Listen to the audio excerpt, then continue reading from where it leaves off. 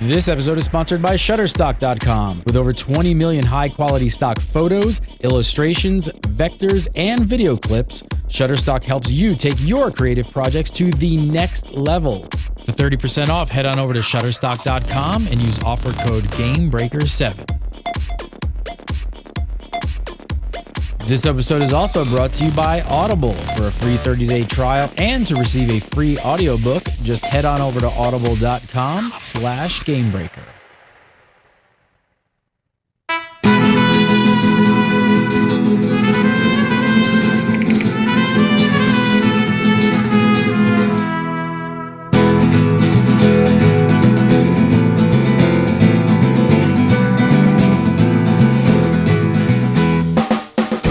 What's up, everybody? Welcome to episode 10 of Unicorn Duck Shadow Puppets for July 29, 2013. You're watching Gamebreaker. I'm Gary Gannon.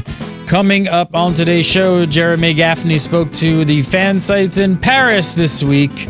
So we've got lots and lots and lots to talk about. Joining me, as always, editor-in-chief over at Zam.com, Mr. Scott Hawks. How are you, sir? Doing well. J'adore le WildStar. And joining us for the first time, Mr. Mark Taylor from Guild Umbra. How are you, sir? I'm doing well. Thanks for having me. Thanks for joining us. Mark and I met a few times. We've met a few times at conferences. This last time at E3, we were both geeking out at the WildStar laptop, I should say. No, I was going to say booth, but I should say laptop. All both of them? Yeah, all two laptops of WildStar. We both just hung out there for like hours. I gotta be on the show, so. All right, we got tons of show to talk. Hello. Hello. We've got so much to talk about in this show. All right, let's just get to it because there's lots. All right, so French websites this week got all the love. So they got interviews with Jeremy Gaffney. So first up, this is one from warlegend.net. Lots of interesting quotes here. First up, when it comes to the big release date question, which is what everybody wants to know, right? All I would say that they would like it to be 2013. Jeremy's boss would like it to be next year, or next week, actually. Sorry, a little slip up. There's people throwing things right now as you said that. I know. Would like to be next year. No! Jeremy's boss said he'd like to be next week, but it has to be perfect, he said. So, as to be expected, it's completely up in the air depending on how beta feedback and everything else goes. Have they said anything beyond that about how they feel like beta is going right now? Have they commented on that? So the thing that, really struck me was they were going full force, 2013, just like ZeniMax was with their game. And right at PAX East is when it changed, and and this is a quote that I got from Jeremy when I was there, is that it'll be ready the first day that it'll be released the first day that it's ready. So you're like, okay, come on, right? So that was when they started not really backtracking, but trying to set expectations, and then that narrative, if you will, was continued on at E3. So now they keep saying, well, the target date's 2013, but now everybody keeps just saying, whether it's the new PR guy, Mr. Schelling, or any of the folks that are at the two laptops, it's what's going to be when it's ready. So from everything they're saying that they're doing with beta, they're breaking servers, right? Troy let us all know that on their first stress test. So I think that gave them the realistic high watermark of where they need to be, so that they can kind of say, yeah, it's going to just kind of go and it's going to iterate. And so I think that 2013 is kind of shot. What do you think, Scott? You agree? I think if you listen to what Jeremy say, that he specifically talked about games where people have had people with money sitting behind the developers going, okay, launch now, we need it out the door right now, and it's fell flat on its face when that's happened as being a concern for MMOs, and that's something that they're not going to do. That they're, as I said, they're not going to just go, right, it's kind of ready, and we need to get it out the door to start making money now, please. Quick, push it out. And that's good that they're not going to do that. I know. I gotta say, I agree with both of you, of course, as a gamer. But then on the flip side, I gotta be going like, man, Tesso pushed back to 2014. Like, we've got an open Christmas window. Like, there is really no other competition that we know of. I mean, you got Realm Reborn coming in August, so that's going to already be out. It's like, man, they could really be the only like really big MMO hitting the Christmas holiday season. So, man, I The don't only know. other one that's even got a possibility, really, is Arcade. Like, and that's unlikely. Unlikely. Really. I think it's unlikely. Yes. They Well, even what do you- sounded last week that it sounds like it's farther off than we think. Yeah.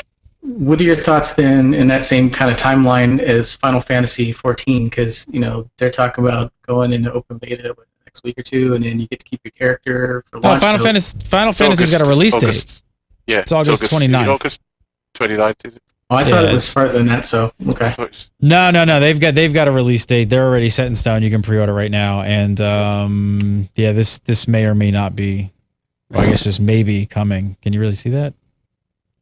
There you go. For XIV fans, yes, we're launching not only XIV Reborn, which is the show. We're launching a show tomorrow, actually. So we're bringing the show back, the old XIV show.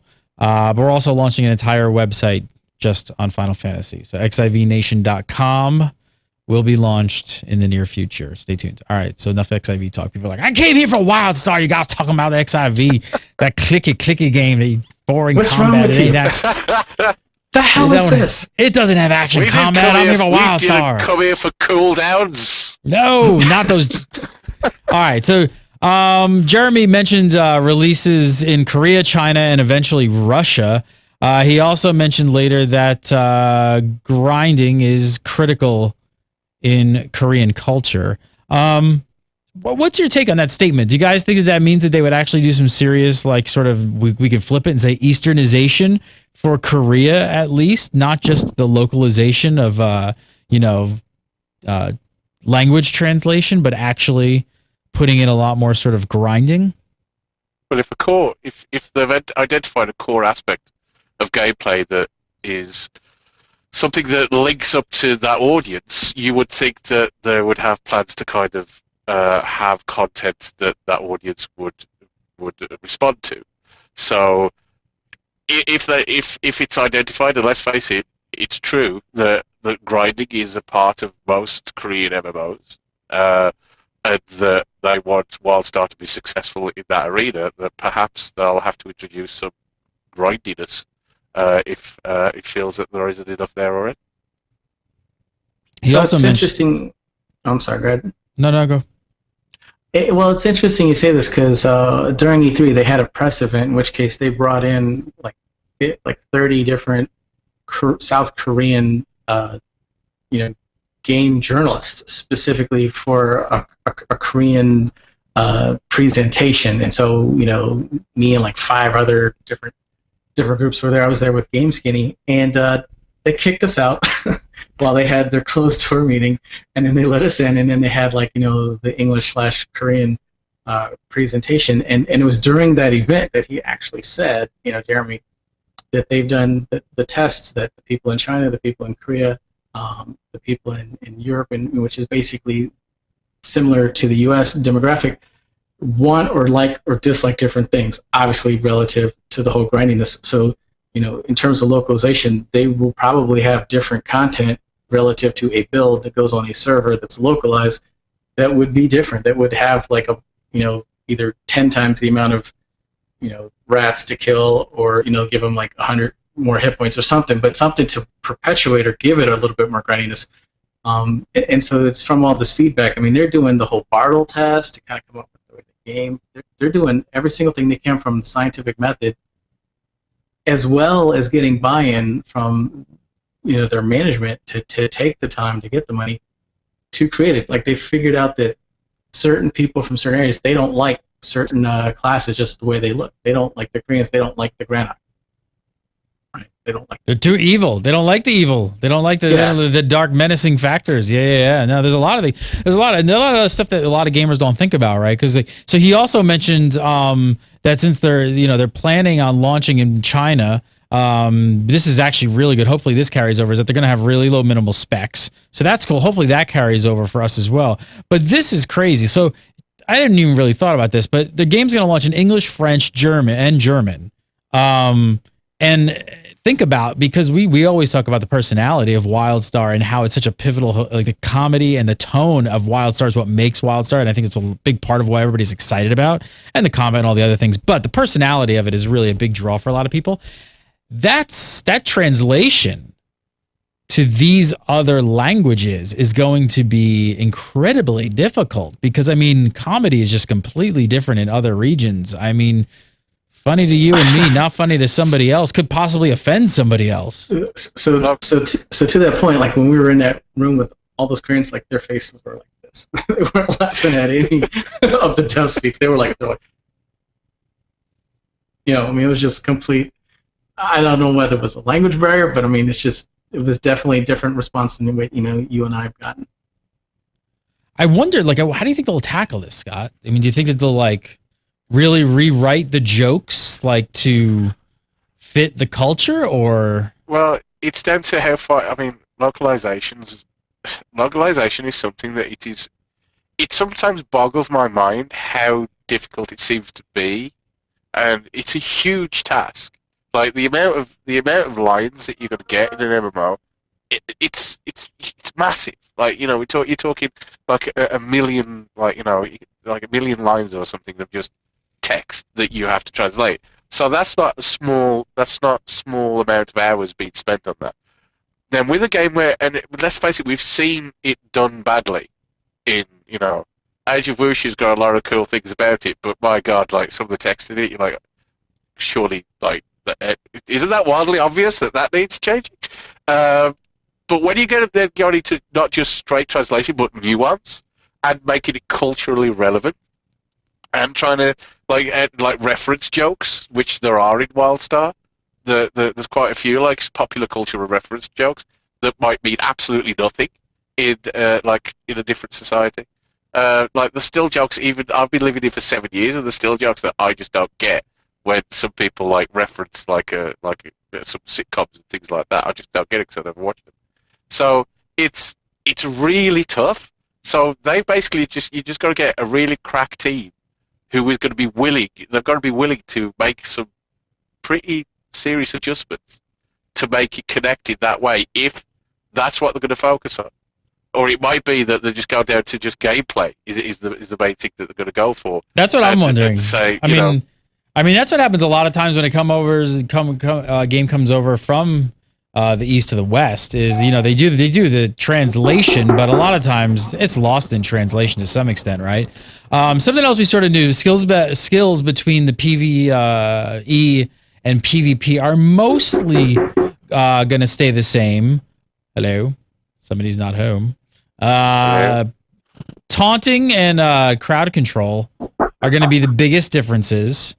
I think pretty normal there, and I don't think you're going to want to sheep people for like 45 seconds in PvP. That's true. But Scott, do we know if WildStar has any of that like long, hard CC to take like a mob completely out of a fight? Well, there's CC in there, and I mean, the way that the counter is that CC is going to be mainly something that you got to worry about when it comes to your sort of big bosses and their ability to counter that CC, and they've got the armor to protect them from it. It's going to vary, I think, mob to mob. You've got abilities there that are going to be able to shut them down for a small amount of time, and it's going to vary, but we've really got to wait to see it in practice, like more, from what we've seen in the videos and so on. There are abilities there, there's plenty of CC abilities there, especially when you're in a group, the sort of combinations of it, but it's going to be down to the mobs in particular and how effective CC is going to be on whoever you're fighting at whatever time. So it's going to vary, basically. Mark, do you think are you expecting on at least on the taunting side of things? Are you expecting sort of like a similar approach to Star Wars: The Old Republic, kind of like with a damage reduction debuff unless you hit the taunter? Yeah, and then, you know, I think the whole interrupt armor is going to be an interesting play. The bigger concern I have, though, is, you know, unlike conversations we had with, you know, Gabe about how it worked, you know, tours, will it work? You know, I haven't had the opportunity. I've have played the game a few times, but haven't had the opportunity to try that out. So my concern is A, is it going to work, and B, is it going to turn into one of those things that can either get exploited or because it doesn't work, ends up being an unfun experience. And I guess, of course, the big difference is going to be in WildStars, you're not going to have 4 hot bars worth of abilities all over the place. So that's be a bit different. So hopefully more of a choice there as opposed to just anyone throwing a taunt out if they have one. I would hope that's what we're going to see. It's going to make, when you're in a group, like being aware of each other's abilities and what setup you're all running is actually going to be important. So there might be certain abilities where we're going to need it for this, so we'll need to make sure one of us has got that covered in their setup when they're in a fight. So I like the idea that you're going to make strategic choices both yourself as a player, but also within your group, making sure that your composition within the abilities you're going to be using in a fight is there and available. So that's why deck building is kind of the sort of like the in thing at the moment with MMOs, because it makes players make interesting choices. That's usually just good gameplay. All right, guys, so I want to talk about housing. There's some pretty interesting quotes here about housing, but first I want to tell you guys about a great deal we got going on with Shutterstock.com. If you guys have not checked out Shutterstock, I want you to head on over to Shutterstock.com and use offer code Gamebreaker7. You're going to save yourself 30% off. If you guys don't know what Shutterstock is, it's if you need stock footage, stock photography, vector artwork, icons, all that kind of stuff to make your guild website, your personal blog, whatever, look really awesome, because I'm not an artist and we use this constantly, like every day. I just typed this in kind of like looking for I don't know, but the first thing that came to mind since we're doing the WildStar show, and I thought of like goblins and gremlins, and I typed in a cartoon gremlin. Look at these renders are just amazing. I mean, like if you wanted to do like a cute, fun, kitty, goofy, kind of almost WildStar-esque website, and kind of go with this like really goofy vibe. I mean, all of these come. The reason you buy get them from Shutterstock is that they all come with a license, so it's completely licensed. You're allowed to use it on your website, completely licensed by the artist.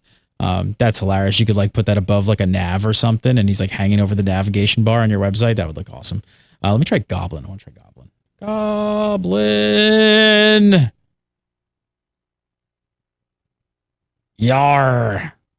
So all kinds. So not just vector artwork. If you need stock photography, what do you use this for? You probably have a YouTube page. You're probably making videos. Make it look good. Go over to Shutterstock, get some great artwork, kind of spruce it up, make your web page look attractive. I mean, you'll get more subscribers. You get more people hanging out on your page, your website, your blog, your guild website, by making it look more professional. And this is how you do it, because not all of us are, born with the artistic bug. I like this little guy. Yay! Check it out. Go on over. I want to save you guys 30% off your account, which is a huge savings. All you got to do is go to Shutterstock.com, make an account, and make sure to use the promo code Gamebreaker with the number 7. Got to use that in the promo code. I'm going to save you 30% off, so go check it out today. Shutterstock.com. Love having these guys as sponsors. All right, so we got a quote here about player housing. Check this out. He said, trophies are all over the place. If you see a rare spawn and you kill it, you'll get a head for it, and you can put it on your wall. There's also trade skills, which are generating whole tons of stuff for housing. We have thousands and thousands of housing assets in from an early stage. Excuse me. Lunch.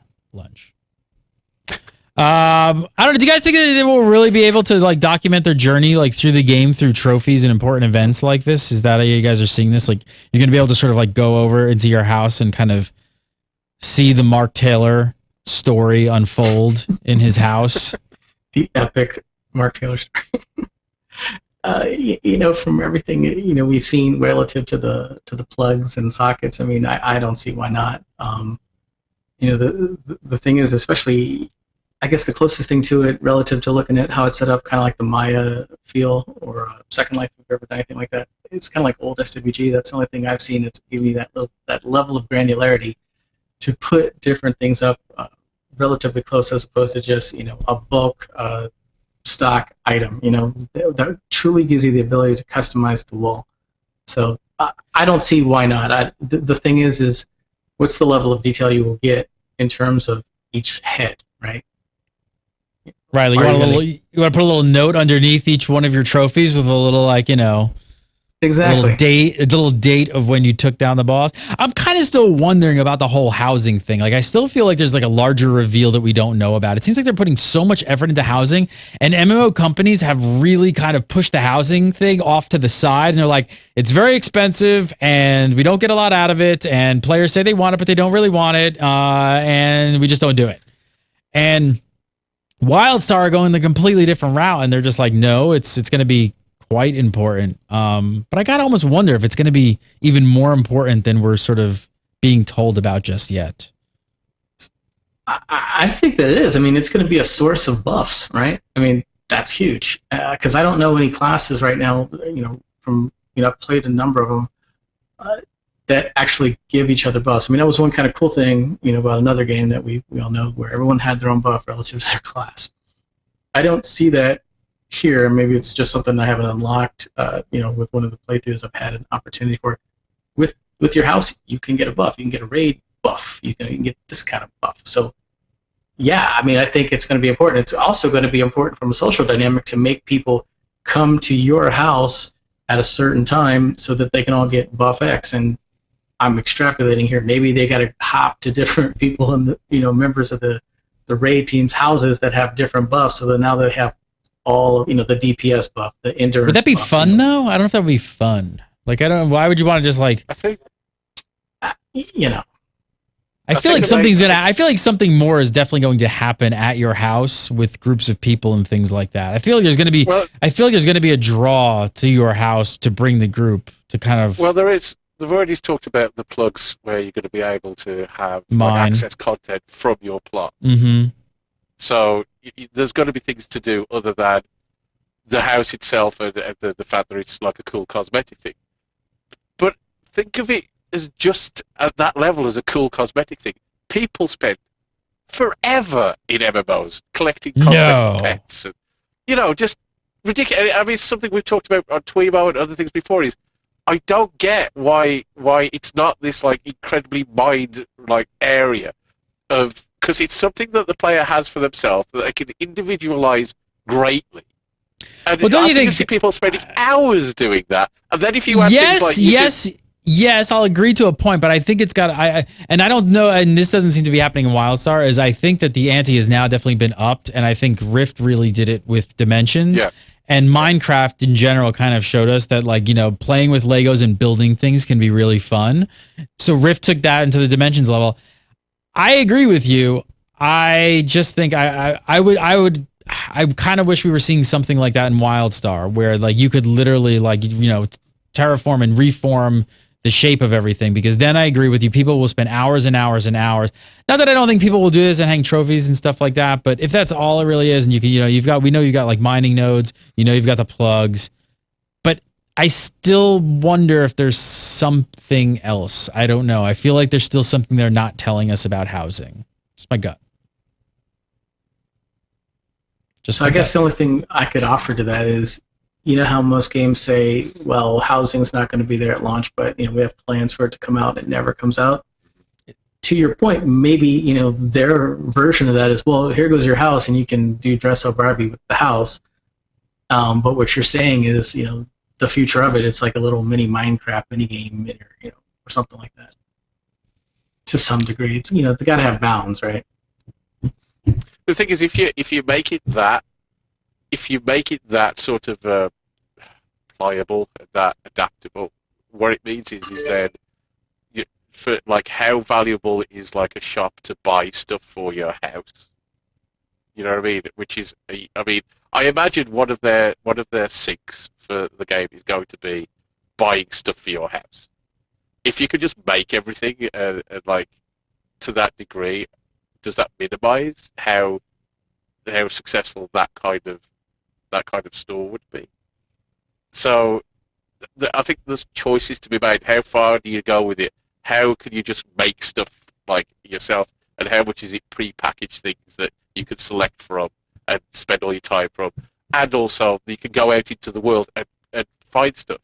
Like the idea of these trophies, the idea of having instances that are based around you getting something for your house from the end of it, which is like what the plug sort of access was mentioned as being from your, like you go in and you get access from your plot, you go in, you do something, and then you get something for your house. Like that sort of kind of content. Is that undermined by having it more free form? So I think that from what we've seen, the fact that they're concentrated on the items you can pick up and get through that way and get through from content, that's the direction they're going, rather than just going, oh, make whatever you want. Because that sounds great, but then it puts your house in a very specific sort of like delineation. Yeah, I mean, don't get me wrong. I don't see like a Minecraft build kind of scenario coming. I just think that there's still something a little bit more to it. I don't know. Moving on. We found out that the lowest level dungeon in the game is going to be level 12, which is super low. I'm a huge fan of getting into group content early. I think Scott is as well. Mark, what do you think? Do you like the lower level kind of like barrier to entry really early on, get you in there?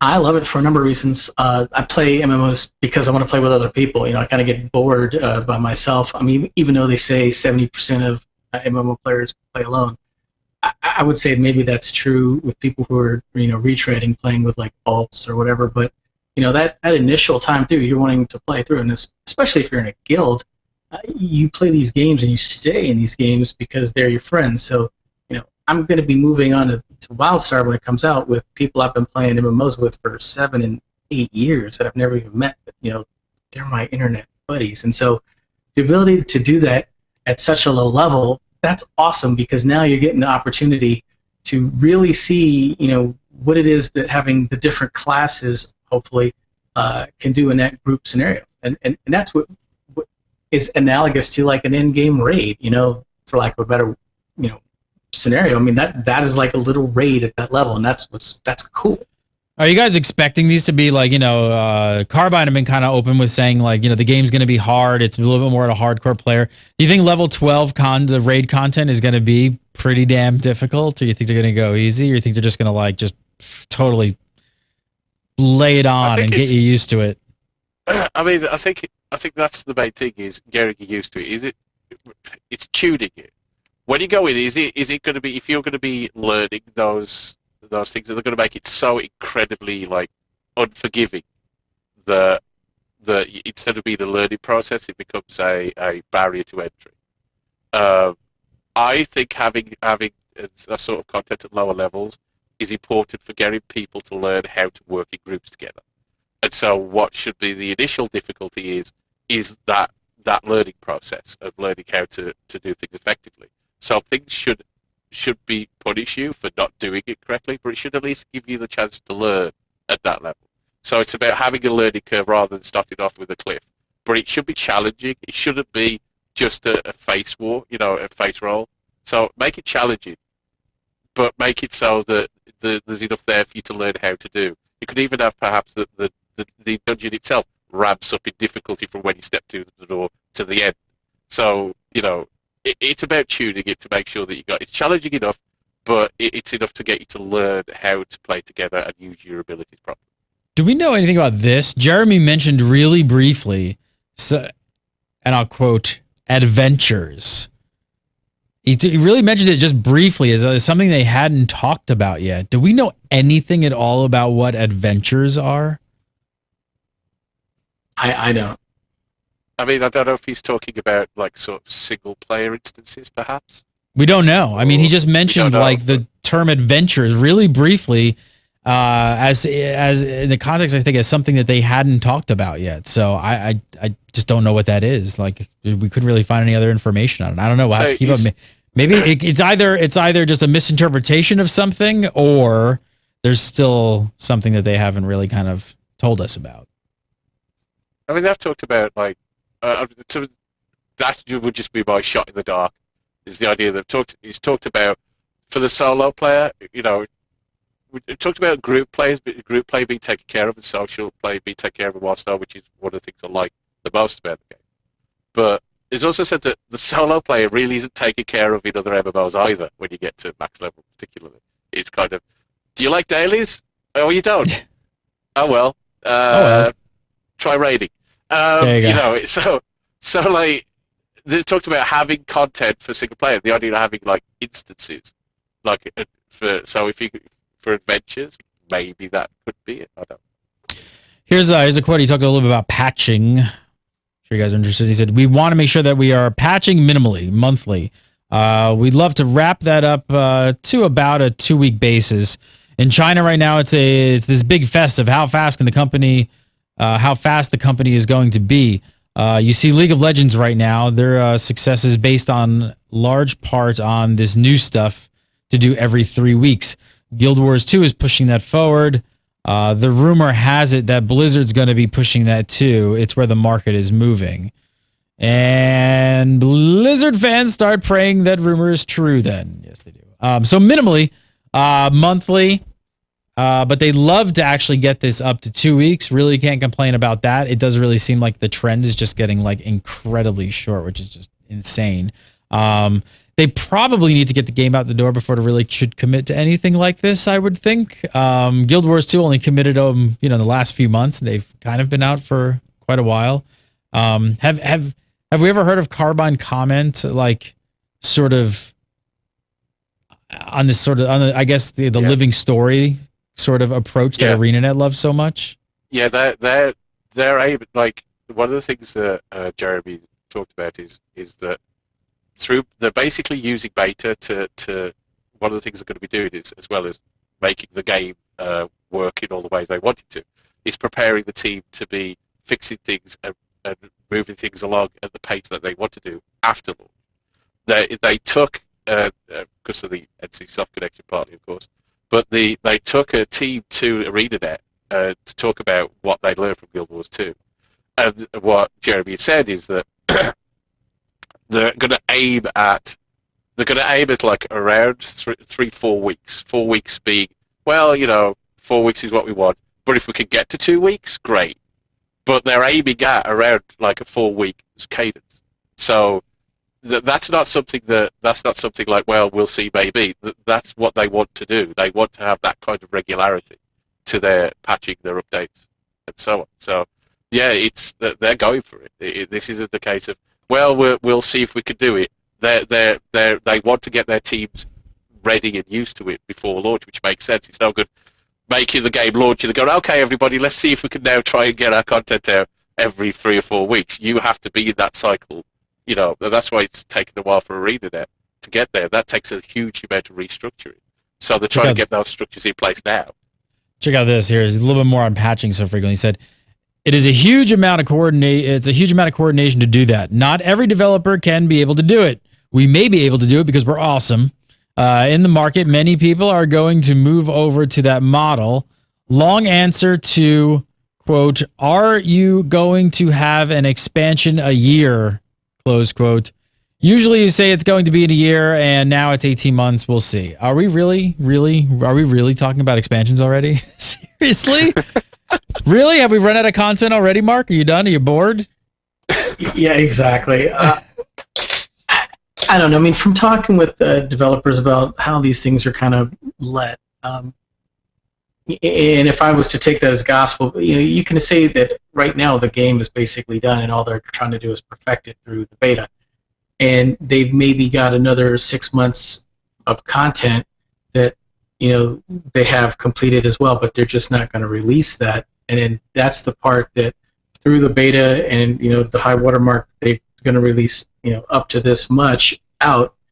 Now all this other content is going to be revised relative to what they've gotten from beta, relative to what they've gotten in terms of feedback from the initial launch, and then that'll help them drive the direction on. That way they can come out with a DLC or a patch within 2 to 3 months, or what seems to be a relatively fast timeline. The fact is that it was already developed anyway, if that makes any kind of sense.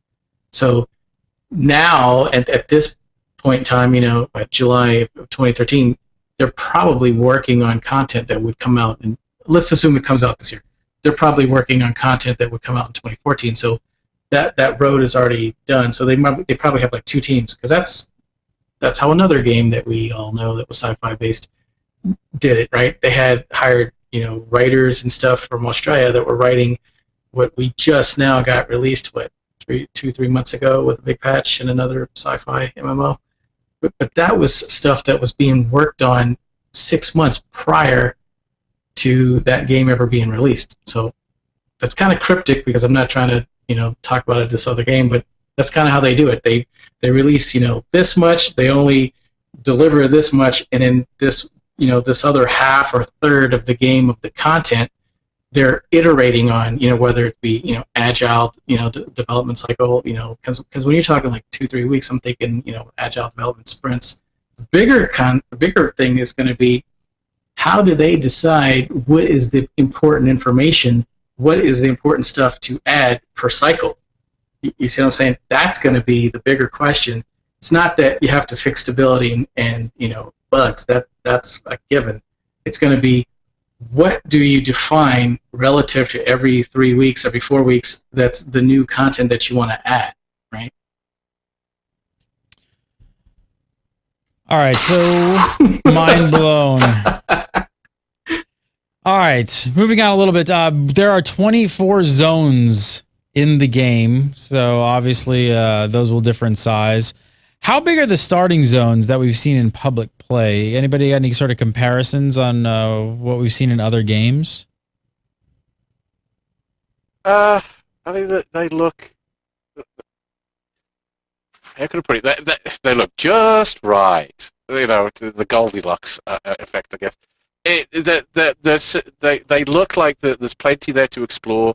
They're a good size. There's a lot of content. I mean, we talked when we were at E3. You step out and suddenly it's like, boom, and there's quest flying at you from everywhere, and it comes up on your path with things that you can do, and there's just lots and lots of stuff around. So it certainly seems there's ample content when you start. There's a good amount of space for you to run around in and get into trouble.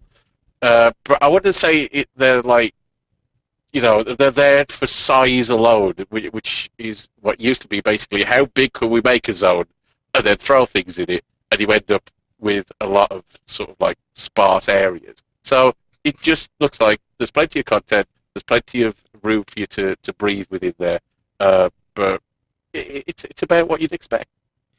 Then he started talking about like dynamic like dailies or weekly dungeons. This is what Jeremy said. He said, yes, but I'll give more detail later. I can't give a short answer on that. Didn't he just give a short answer on that? All right, bro. Good job. Congratulations on getting married, though. So on raid content, available at launch, he said, as much as we can cram in, but we have to do at least 2 raids that are substantial, not 3-room raids, but big raids. So at least 2 substantial raids at launch. Great to hear. That's I think people are going to be really happy with that. Obviously, substantial is, I guess, subjective kind of thing, or objective, really. I don't know. Can you think of any other games that had, what else had like 2? What's the norm these days? 2 to 3, I would say. Yeah, I mean, 2 to 3 is probably in the standard, I would say. And I guess when they say the rooms, you're not talking about the trash. You're talking about the room that a boss or a mini boss or whatever is going to be in, right? Yeah. So for example, I've been in some games where it literally took my guild, or the guild I was in at the time, 3 months to down like 2 rooms, if you will, of an instance, just to get there. And then I've been in other ones where you clear that whole thing in one night. So it's just it really all depends, because it's relative, just like you said. All right, this next quote really has me just completely confused. I can't wait to hear you guys. Just check this out. This has got to be this is the winner of this interview right here. This is a quote Jeremy gave about open world PvP, and it's a little odd. He said, "We do have open world PvP. I think the best way to do open world, personally, is to do a 3-faction system.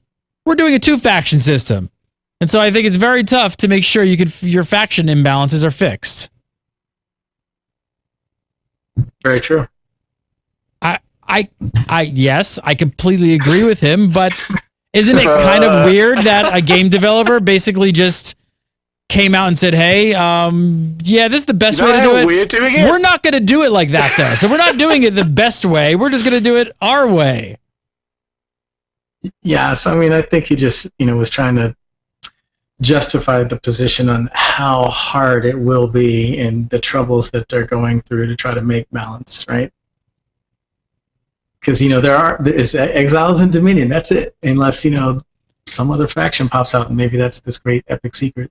I know. I don't know. You keep the loose lip sync ships. Keep that. If that's just push what you're doing at least, or is that like some weird passive aggressive call out to the team going like, but we have to do 3 faction PvP. I'm telling you.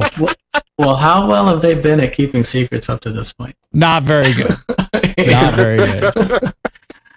I don't know. I completely agree with him. A 3 faction has been the best if they can kind of get it right.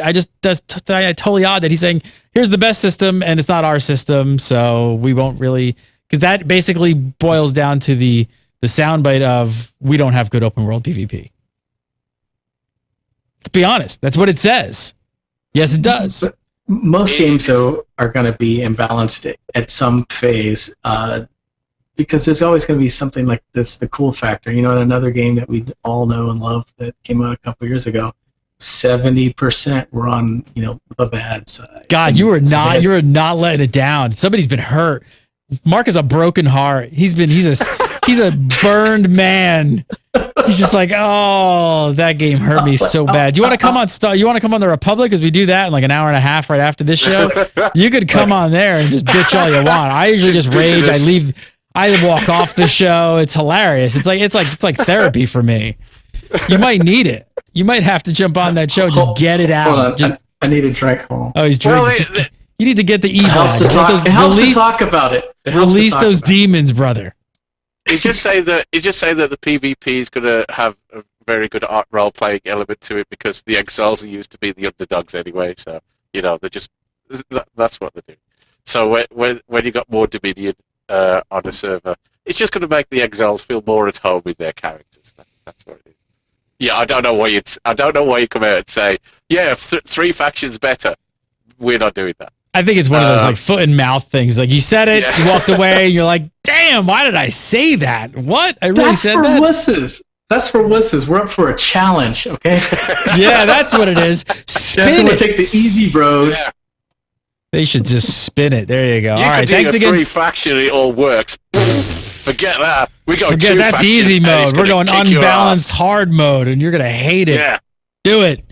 All right. Thanks again to warlegends.net for all of that. Next up, we got Jeremy spoke to GameGuide.fr, but first, I want to tell you guys about Audible. Love the Audible. Love it. Here, I'm going to give you a little sample. If you guys have not checked this book out yet, you need to be listening to this.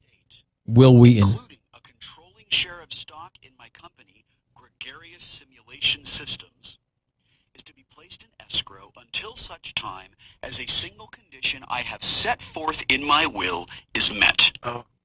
The first individual to meet that condition will inherit my entire fortune, currently valued in excess of $240 billion. The vault door swings open and Halliday walks inside. The interior of the vault is enormous, and it contains a huge stack of gold bars, roughly the size of a large house. "Here's the dough I'm putting up for grabs," Halliday says, grinning broadly. "What the hell? You can't take it with you, right?" Halliday leans against the stack of gold bars, and the camera pulls in tight on his face.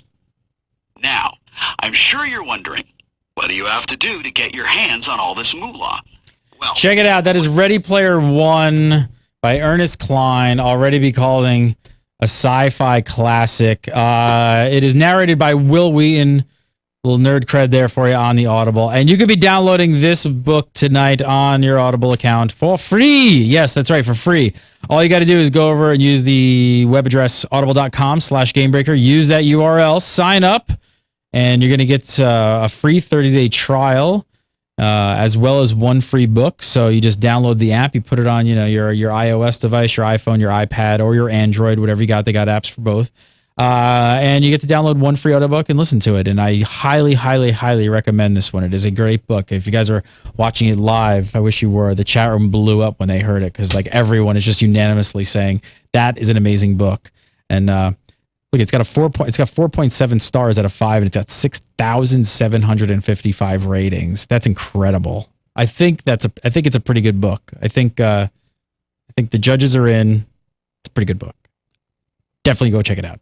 Audible.com/Gamebreaker. Make sure to go use the URL. Love, love, love the Audible.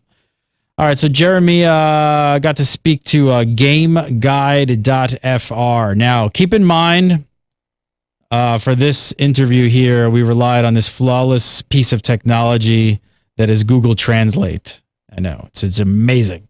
Hopefully, Carbine are using it to translate the game as well. First up, Carbine are going to invite guilds to beta test raid content, but they're not going to give them pre-made characters.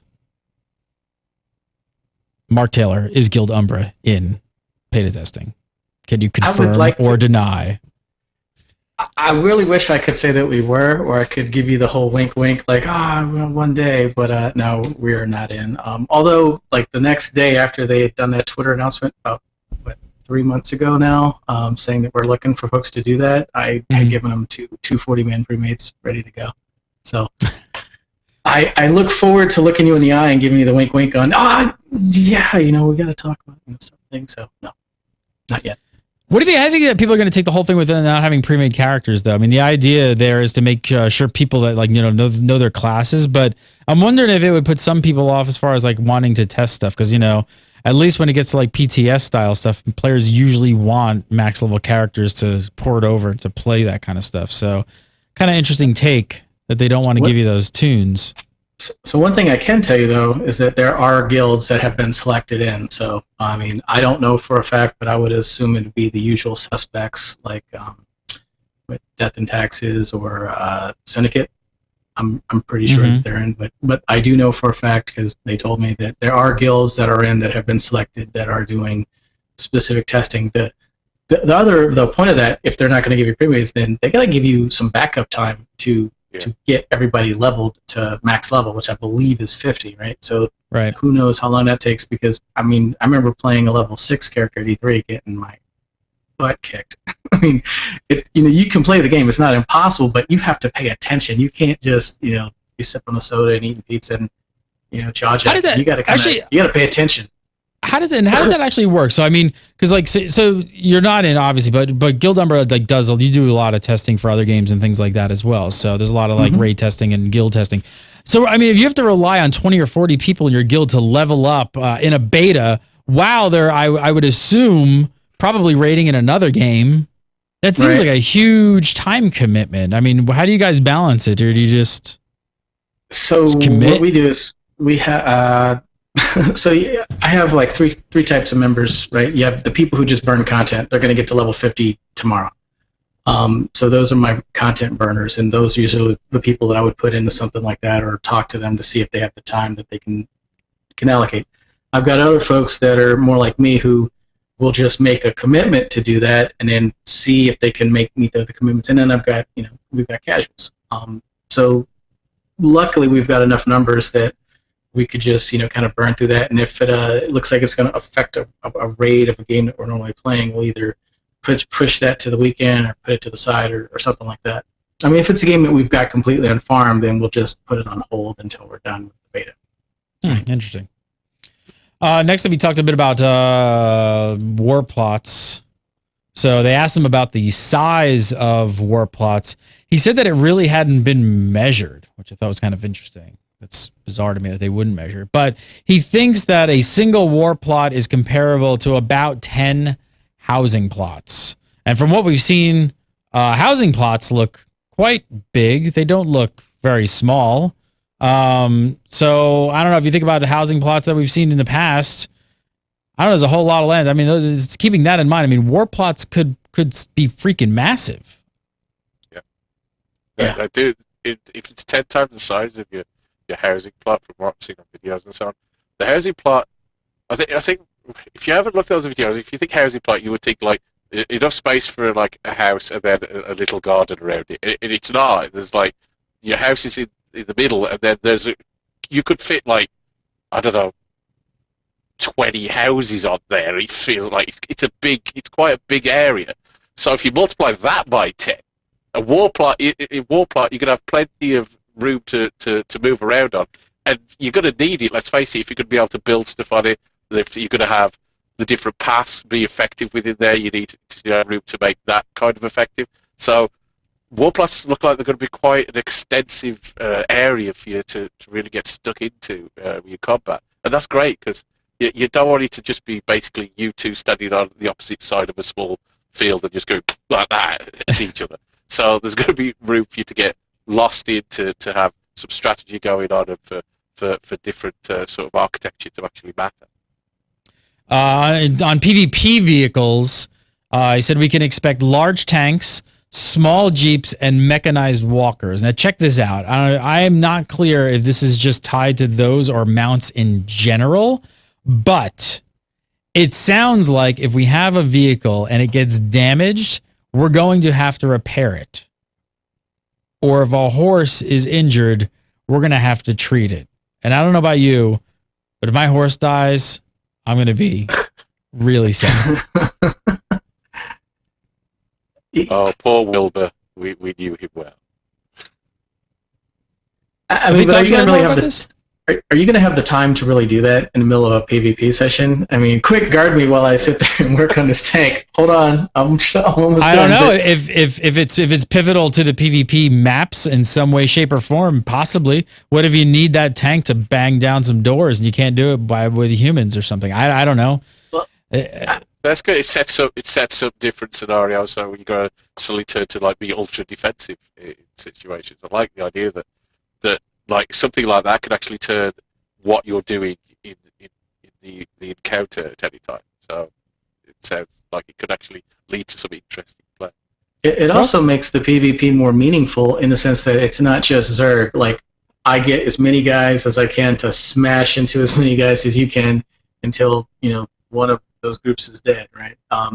Now it gives like some purpose, like, okay, we have to defend this area, even though at the end of the day, we need to attack and take over their warplot, because as it was explained to me, it's going to be instance-based, guild-level PvP, in which case both warplots get put into an instance and then physically connected to one another, in which case at the end of the day, only two men enter, one man leaves kind of thing, two guilds enter, one guild leaves kind of thing. So they have to figure out some kind of way, that they bind them. But, it's going to be interesting, the fact that they would have to repair stuff so that it gives you something to do other than we just shoot a red name tag, right? Now it gives mechanics, it gives crafters, it gives healers a reason to do something other than be target practice for the DPS, right?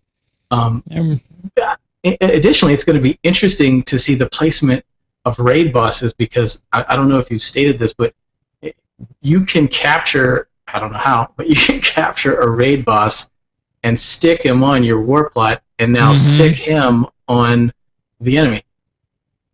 How do you manage that challenge while trying to not get killed by 40 other dudes? That's who knows. Really that sounds like the ultimate carrot on a stick, right? It sounds like one of the most awesome things they're putting in the game. I think everybody's going to be fighting for it. But yeah, it's probably going to be like incredibly difficult. But even that's going to be a choice, because it said that you could have kind of it's like a point system. You're going to have to spend a lot of points to be able to place a raid boss down. So if you do that, then perhaps you're sacrificing some important key other elements that you might actually want to use. So maybe, let's face it, you're going to want to do that because it's just bloody cool. It's just cool being able to just put a raid, and also it means that your raiding element of your guild, you're saying we love you and thank you for doing that for your PvP element of your guild. So that's nice. It keeps everybody making each other feel important, which is a very good thing for guild relations. But also, it's a case of, is this what we really want to do with the war plot? Is it the most efficient thing and this is the best thing to make sure we win? Or is it just, let's face it, this is really cool and we want to be able to do this because for prestige? Speaking of raiding, how do you guys feel about raid finders? Because they're saying that there's a raid finder going to be in beta, but not at launch. So they're putting it in there to help testers, get in there and test stuff. What do you think? Good move, bad move? How do you guys feel about Raid Finders not going in at launch? For me, it doesn't matter just because I've always been in a guild. So they could have it, they don't have it. I mean, it doesn't affect me. So I guess that's my opinion. For me, I don't like Raid Finder when it comes to, and again, it's because like we did our old fart episode of Tweema, but yeah, it's because I'm an old fart, and I go, well, with the what Raid Finder does, it makes it more likely that raiding is anonymous, and in a game where raiding is going to be difficult enough to mean that you need to know the person next to you who's DPSing or healing or tanking, and that you're going to actually have to have teamwork and really know what you're doing beyond. Oh, everybody knows how to move 3 steps to the right when the boss does this. It's going beyond that. It's going to have more complexity than that. It's going to have more variety than that. So you need to have those social structures within a guild to make raiding work. So Raid Finder, to me, should be something that's kind of antithetical to the way raiding works in the game. So at launch, not having a Raid Finder, I think will just make sense for WildStar. All right, finally, eSports in WildStar. Keep in mind, Google Translate. Word of warning, Google Translate. This was translated, so we could be wrong. This is a lot of games come out saying we're a game developed for esports. We'll break everything in the house. And finally, they are wet firecrackers. If people like what we do, esports will grow. When we released Guild Wars 1 in Korea, we really wanted to make a game esportive and crash because the game was at best considered a fun game and very well put together in PvP, but certainly not viable esports. He then says League of Legends is the biggest esports, and yet when he left the game, there was no spectator mode, and there's still no in-game replay fashion. So fans want esports. They will develop. They will develop themselves. If it's viable, we will follow. So to sum it up, they're not speaking about it. They're not going, but basically they're sort of saying like, "Hey, community, if you guys make this happen, we will follow, and we will try and help make this happen," which I personally actually think is a really good move because I feel like every game at 2012 and 2013 have had to try and tack esports onto their game, and 99% of them should have no place whatsoever. Planetside 2 in esports. And the other thing is, it's not just whether the game should be an esport or not. If you say we're going to be an esport, and you generate expectation from that crowd. So when your game launches and it's not ready, which how many MMOs have launched with a full esport component ready with observe? But what even is that? Like, what is a spectator mode makes it an esport? It's like, oh, we put cameras in. That's no, that's it. And it's like even if your game is viable within its gameplay as an esport, if you keep talking, we're going to have esport. I mean, this is Guild Wars 2's had this issue where it's going to be an esport, it's going to be great, and then the esport crowd who were into like that competitive PvP element spent a long time waiting for it all to come together and got frustrated when it didn't within the time frame that they wanted. So if you talk about that, you're setting up expectation, and you can have difficulties if it's not there and waiting. So it makes sense to just have a game that's built and solid, and if people enjoy playing competitively within it, then grow. Not every game has to be a freaking esport, but no, check this out. This is insane. So Jeremy actually thinks a spectator mode, which is obviously so you can cut cameras around, actually may be possible via the add-on creation kit.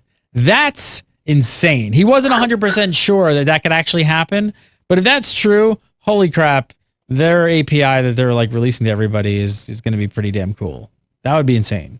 So there you go. And that would make total sense, right? If they can open that up and that functionality to that level of like, hey, the community really wants esports, somebody will create the add-on, some people will start shoutcasting it, and then maybe some people will start watching. And we don't really have to put a whole lot of effort into this until we actually see that take off, and if it's actually viable. So I think it's a perfect approach to it. Thanks to Game Guide FR for that interview. Definitely worth checking out. Mr. Mark Taylor from Guild Umbra. You can follow him on Twitter at Guild Umbra, UMBRA, Guild Umbra. Pleasure, sir. Thanks for coming on the show. Thank you. Mr. Scott Hawks, editor-in-chief over at Zam.com. Go over to Zam.com and check all that stuff out over there. All that stuff. And watch Twemo as well. Yes. Friday. And that's 3 about p.m. it. There you go. Pacific. You can follow me at Gary Gannon. Follow Gamebreaker TV, Gamebreaker TV. We just launched a brand new site called Cube Nation. If you guys are into Cube World, go check out Cube Nation. And we will be launching XIV Nation, a Final Fantasy site, very, very shortly if you're into the Final Fantasies. And I've been getting a lot of questions. Really quick, the 2-second wrap up on the Gamebreaker Nation. A lot of people have been asking me. It's coming. Soon. TM soon. But it has not been forgotten. We're working very hard on the back end and some technical stuff, but it will be here very soon. So hoping for the next few weeks. Guys, we can do the show live every Monday, I think, at this time, which is 3 PST. That could change again. Because of this man, but we'll see. It could. For now, it's Mondays at 3. So come on over, hang out for the live show, and we'll see you next week for some Unicorn Duck Shadow Puppet. Have a great week. Thanks so much for watching, guys. Take care.